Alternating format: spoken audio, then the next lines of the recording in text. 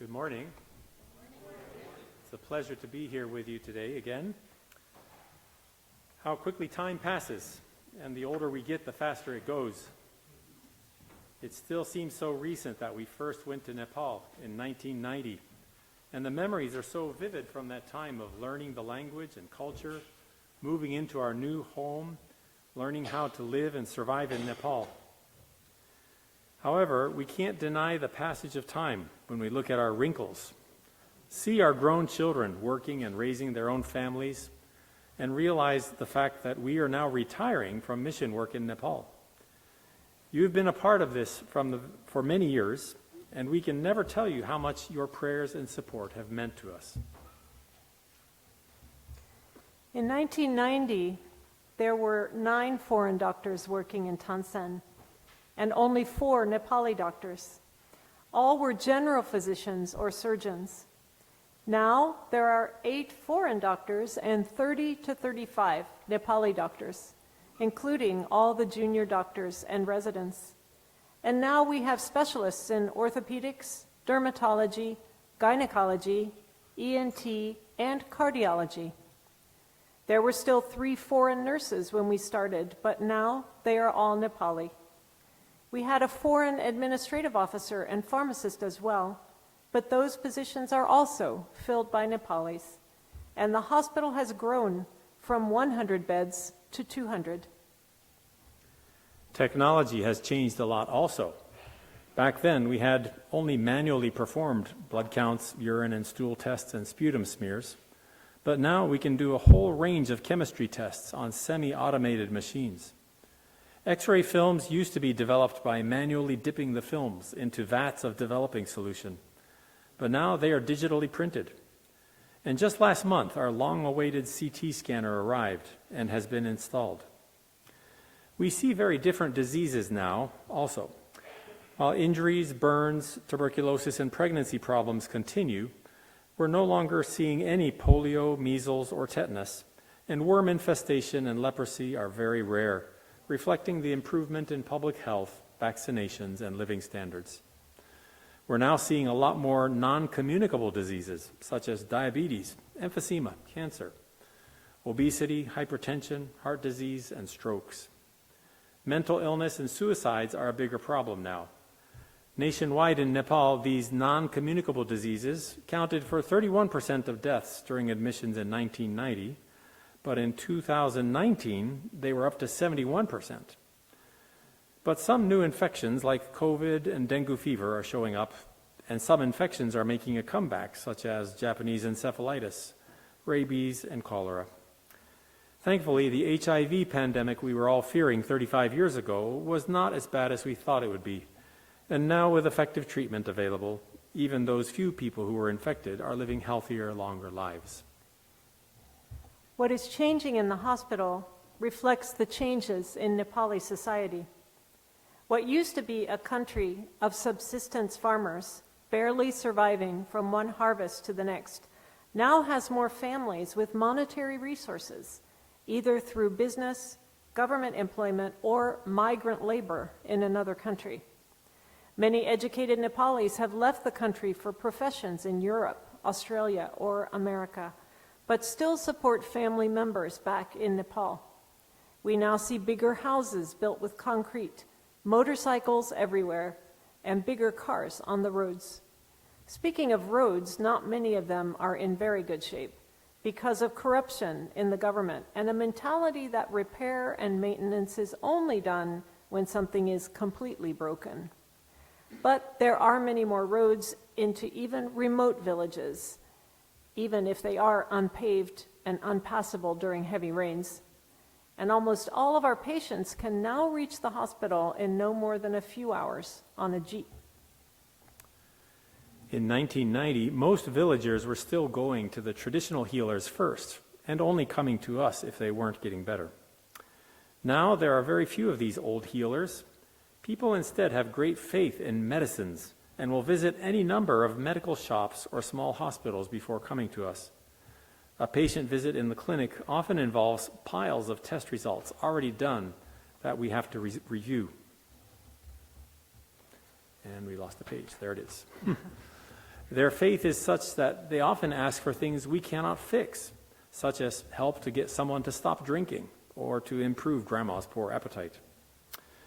We're going to look at a short video now of what the hospital looks like today.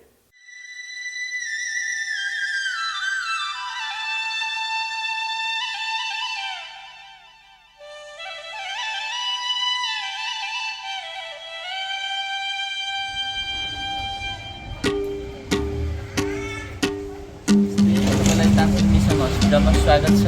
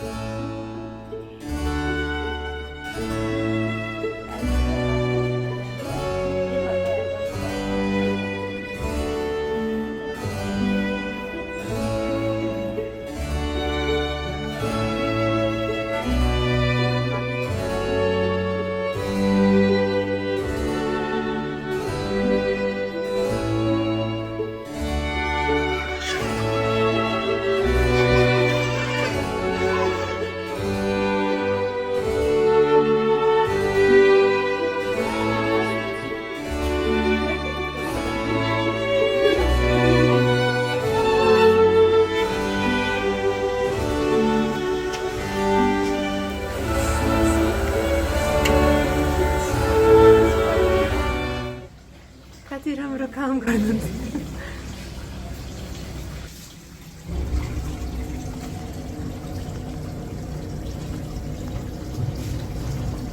दिदी नमस्ते, राम्रो लाग्छ। normal vaginal delivery. She actually had seen this pregnant.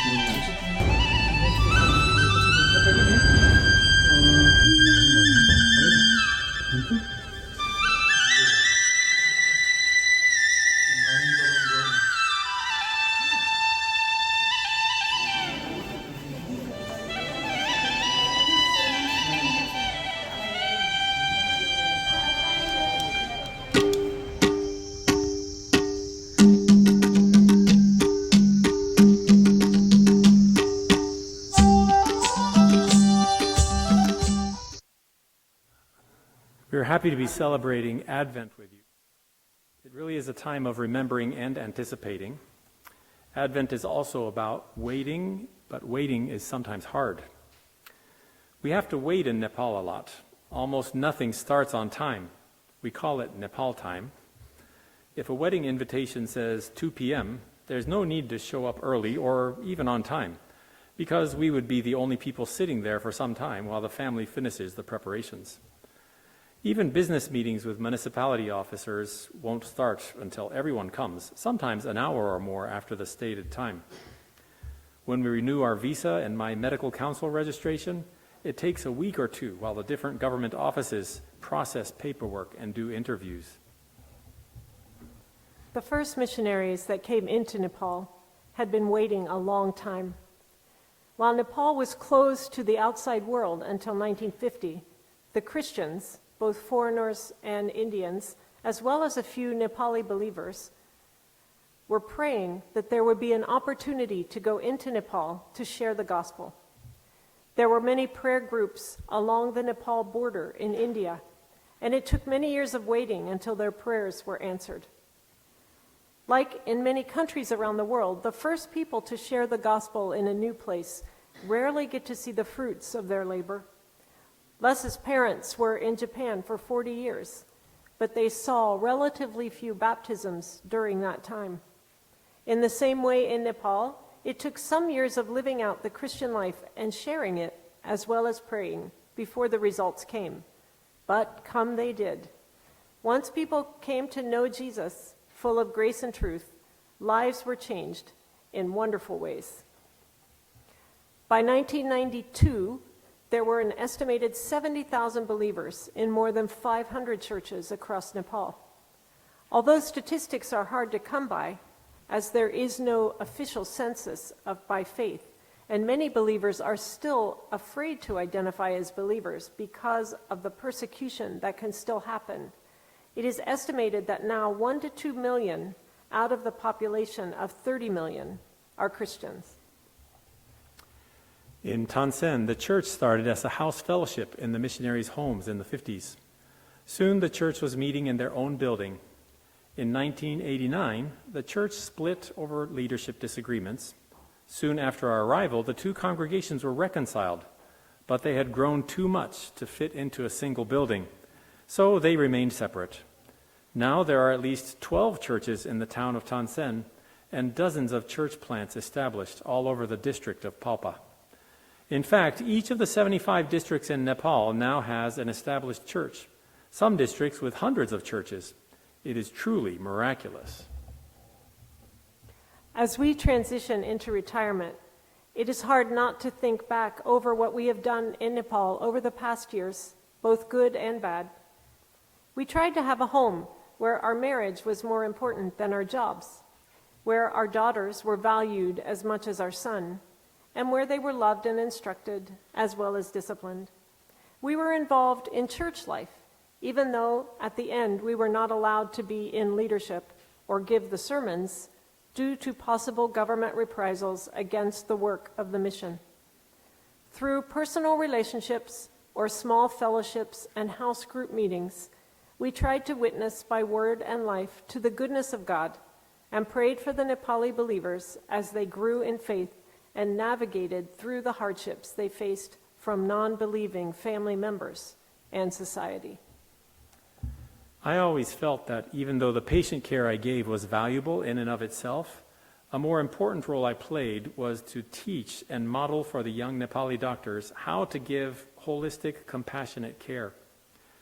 I've been blessed with instructors and mentors, personal experiences that helped me to be the person that I am today, so I can then pass that on to the next generation. In fact, God is a generational God, and we are called to be generational Christians. God identifies himself as the God of Abraham, Isaac, and Jacob in Exodus. He is a God who walks with us through not just a day, a year, or a lifetime, but over multiple generations. And he calls us to look back to generations before us, as well as forward to the generations to come. In family life, this means thanking God for the legacy of generations before us, who taught us and guided us. We have a legacy to pass on, each generation learning from the previous, hopefully preserving the good things we received, and also learning from the mistakes that those before us, or we ourselves, have made, so that those who follow us can progressively do better.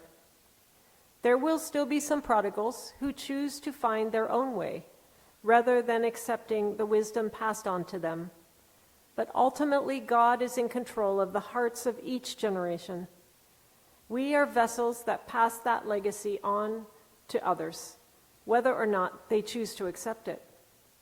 During the celebration of Tansen Hospital's 70 years in Nepal, we sang the duet with the following chorus: "Oh, may all who come behind us find us faithful.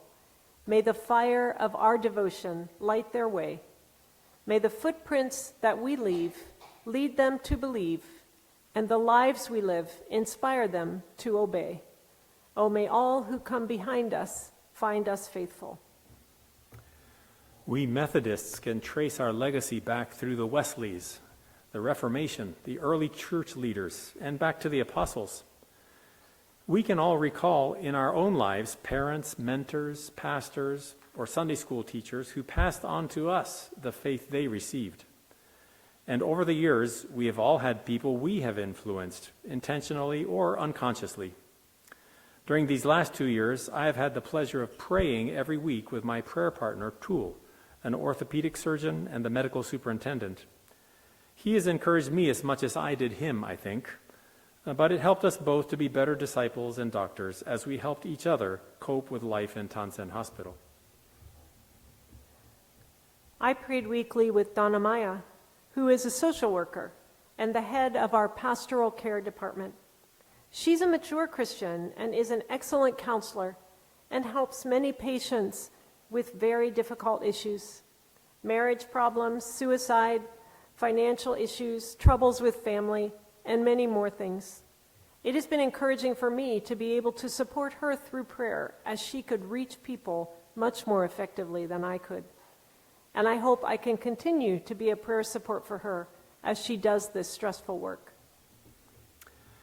As we were being given many farewells before we left this time, I was struck by how many people commented on something we had said or done of which we had no memory. Sanjeev, a resident I worked with for over 4 years, said, "You never corrected me by saying I was wrong. You only said, 'I wonder if that is correct.'" Maybe they were just being polite and remembering incorrectly and making up stories or not sure who had done what. But I believe it was God doing his work, even when we are not aware of it. This is certainly helpful to keep us humble.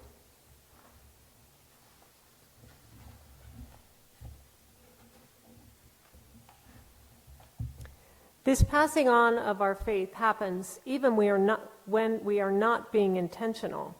In Nepal, anything that happens to anyone is everybody's business. Word of an illness, a death in the family, a job appointment, or acceptance into a school is rapidly spread through the grapevine. One of our funny memories was when the prayer concerns spoken from the pulpit in church included the creatinine levels of one of the hospitalized members of the congregation. No HIPAA rules in Nepal. We often felt stressed about living in a fishbowl, always being watched. But that is what life is about, our genuine self on display, showing people what difference our faith is making in our lives. It is our willingness to be broken and honest with others that can help them to open up to the love of Jesus. And it was because of the prayers of our supporters like you that we could continue to do that for all these years. Thank you. In Psalm 145 we read, "One generation commends your works to another. They tell of your mighty acts. They celebrate your abundant goodness and joyfully sing of your righteousness." We feel like we are standing on the shoulders of the giants who went before us, the founders of missions in Asia, like William Carey, and the founders of Tansen Hospital, Carl and Betty Ann Friedrichs. They were faithful in following where God led them, and we have tried to carry the torch in our generation. We now proclaim God's mighty works that we have seen in our time to the next generation, or we show it by how we live, or we sing of his goodness. One person who has been touched by God is Rajib, a non-Christian from a nearby village. He started working for the Tansen Mission Hospital 13 years ago as an intern and then as a resident.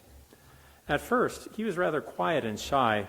He went for internal medicine training in China and came back with a rather arrogant attitude and was very difficult to work with for a while. Several of the missionaries were quite exasperated by him. I ended up working with him a lot during the past 5 years. Now he is a gentle, caring doctor, humble about his role, even though he is the medical ward in-charge doctor, and has more than once asked for me or one of the other believers to pray during rounds for a patient. It is very clear to me that God can change even the hardest hearts. Another example of generational faith is Amrita. We first met her 35 years ago when we arrived in Nepal. She was a young mother of 2 children who was hired to work as a household helper in one of our fellow missionaries' homes. She became pregnant with twin boys. As we prayed her through the pregnancy, she grew in her faith. One of those boys, Bishal, is quite bright and was able to get a medical education in Bangladesh, supported by the UWF, United Women of Faith. He has been back in Nepal for over 2 years now and is a wonderful addition to the medical ward, bright, hardworking, and kind. I'm sure his life is very much influenced by his mother's faith. Now the whole family comes to church and is an inspiration to us. The faith of parents and teachers is being passed on to the next generation of children and students. We invite you also to proclaim to the next generation the mighty works of God, to your children and grandchildren, to other young people with whom you have a connection, to those who follow you in projects and organizations, and anyone else who will listen.